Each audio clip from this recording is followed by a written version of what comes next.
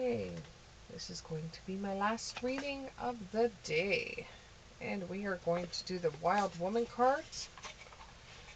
Just because they're Wild Women cards does not necessarily mean it's all going to be geared for women. It could be that it has some masculine qualities about it. So let's just go ahead and get our cards going. See what's in the cards for you.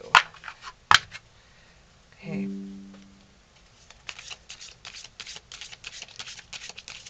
Give me 3 cards. 3 cards. 3 cards. Give me 3 cards. 3 cards. Give me 3 cards. Give me 3 cards. Give me 3 cards. Give me 3 cards. There's 1.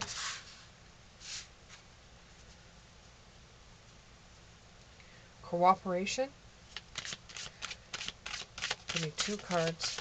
Give me 2 cards.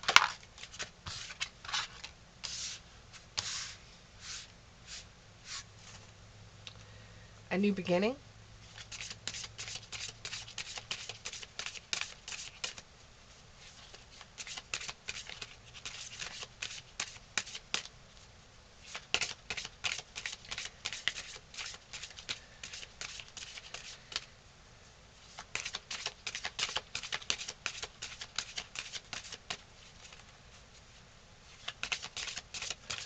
One more card.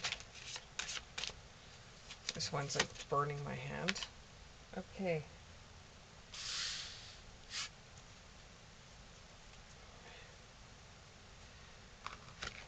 Okay, so what you got here, looks like this is going to be another love reading.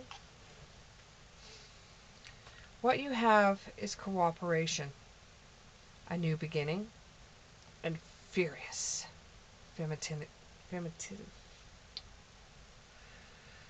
femalism. Let's put it that way. My word, and I'm going to use it. So you have just had a breakup, and both of you are just trying to show each other cooperation to package stuff up, to go your separate ways, to move away from each other. Keep an open mind. Don't fight with a person. After everything gets split, you never have to see this person again. There was not any kids involved in this union, so you don't have to worry about there being a fallout. So just bite your tongue, even if the other person is doing everything in their power to get into a fight with you.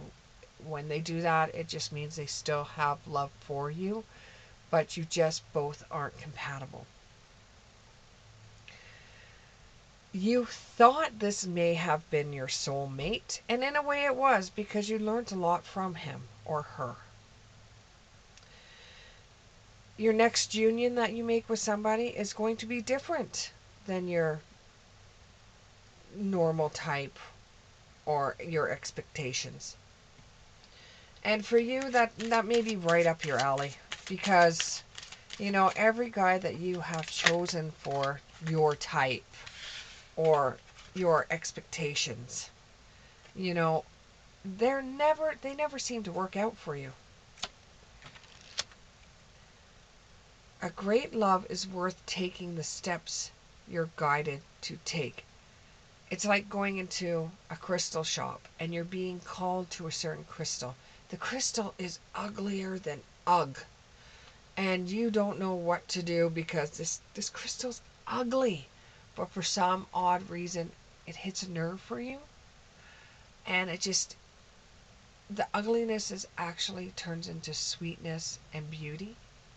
So you've got to make the effort. If somebody you meet stirs up some kind of strings for you, then you've got to make the effort to get to know the person. Getting to know each other. With the relationships you've had in the past, they've just been really pretty people.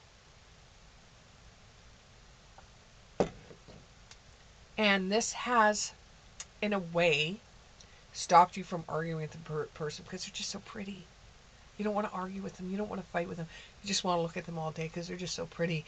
And they're prettier than the last one. And they're prettier than the last one. And they're shiny and new. And this has always been your problem. But now you're starting to spread your wings a little bit and starting to change your perspective of people. You find somebody that's not really necessarily your type, but you're wanting to get to know this other person and you want to reveal your innermost selves to each other as your bond deepens, but hold something back just for you. Don't put all your cards out on the table. Hold something back for yourself. This may involve a bigger commitment. Breaking up with your last love may be the thing you need to find your everlasting love. It is a new beginning for you. It is truly a new beginning. That may involve children. Whether he or she has children, you do not. But whether he or she has children, or once you get together, there's a pregnancy that comes up, is another thing. But it is a new beginning for you. Something you've been looking for a very long time. Unrequited love. There is not enough attraction or chemistry to keep the relation going. You don't want to keep the relationship going because they're not as attractive as the other guys that you've dated before. Or you just can't stand the children that he has or she has. You don't like them. You don't like them. And that's like you never say this to them though, because you don't want to be that guy or that girl that says it. But you could see how it's just not going to work because you don't like the children. And the finances and the career may be a factor too. Like they ask you to marry them so early in the relationship that the only thing you could think of is that it's got to do with the finances and the career, and it really sets you off. And it's, it doesn't make you feel good. Do you accept the engagement? You do, but you don't really tell anybody about it, and you don't wear the ring, and they have financial issues you don't like. They're not really your type. They're not the person that you would have saw yourself with. And you just want to be this beautiful flower. This beautiful flower. And you want to take on the world. And you don't know if this relationship that you're going to get into is really the type of relationship you should be going for. Like, the person doesn't even look the way you want them to look. And although you got to know this person, and although they're a pretty good guy, things are just coming up that just seem too much of a mountain for you to climb. And it just seems like you really, it makes you feel icky. You don't feel right. And you feel like there is a soulmate out there, but this just doesn't feel like a soulmate to you.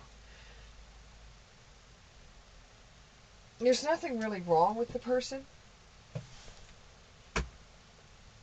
There's nothing really wrong with the person, but after a while, like, they come across as being a wonderful person, don't get me wrong, and you really feel like this is the one, and you really feel like this is the relationship I should have.